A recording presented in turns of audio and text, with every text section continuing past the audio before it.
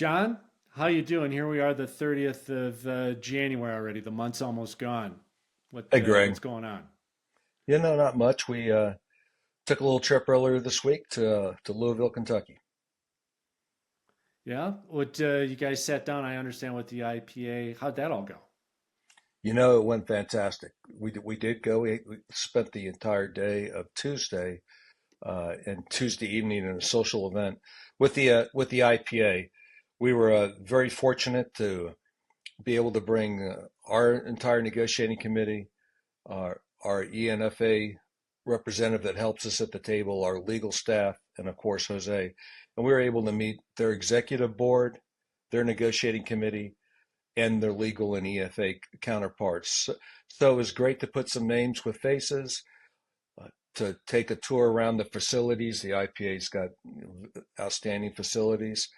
Uh, and overall, it was extremely impressive. The IPA is a very well run operation. And it just proved to be a very great day and evening for us.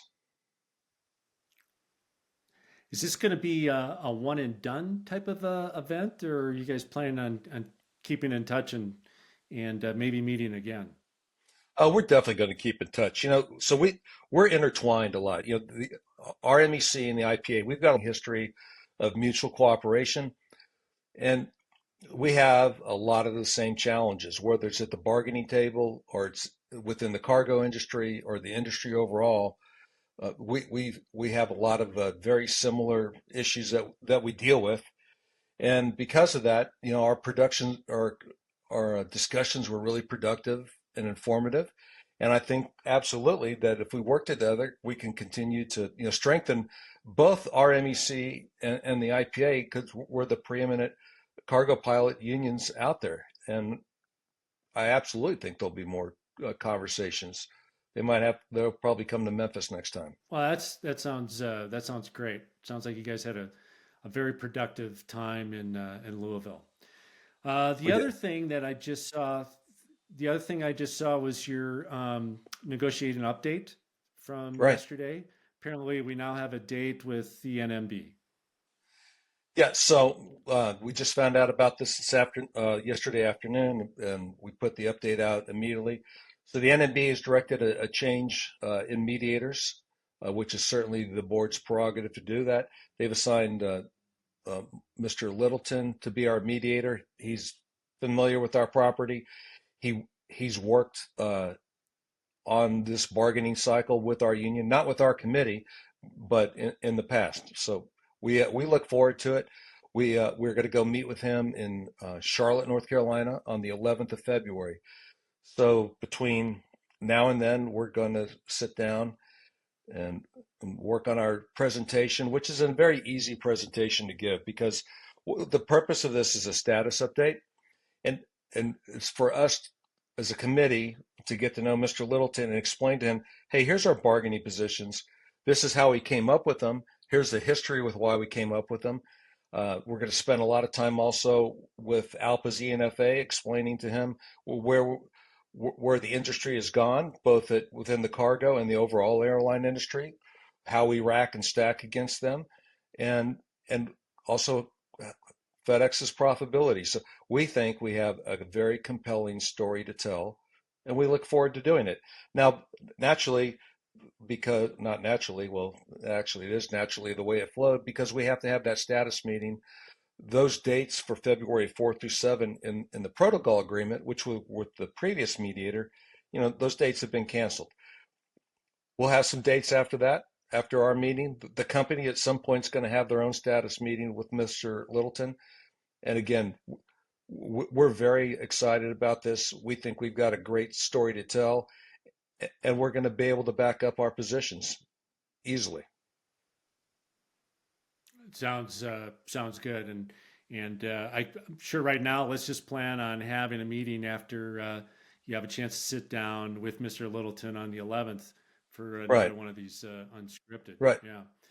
Um, so the other thing now, of course, is with February, 4A2C has been has been implemented.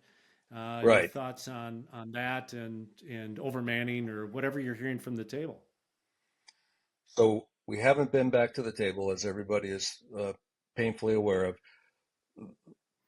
The situation from our perspective of the committee is, look, we've been told by Labor Relations and Flight Management that in January we're going to be 881 pilots overstaffed.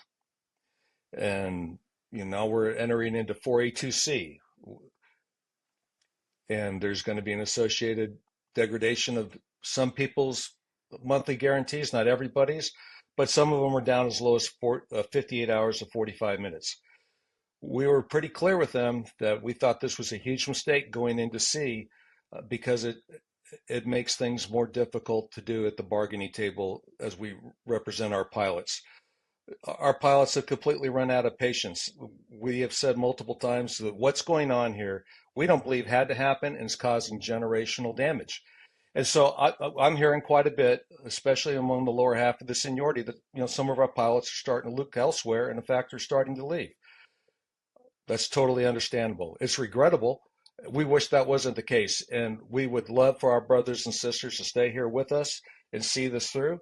But if after talking with the pilot's family, if they made the decision that, hey, this isn't working out for them and they need to go elsewhere, we certainly understand that, and we hope that they have an outstanding career wherever they go. But all of this is completely unfortunate. It doesn't have to happen, and that's going to be part of our story when we talk to the mediator. Yeah, sounds good. And I guess finally here, the kind of the 800-pound gorilla is Mr. Smith's visit to the training Mm-hmm. department, I guess on Tuesday, and had a chance to talk to a recurrent ground school.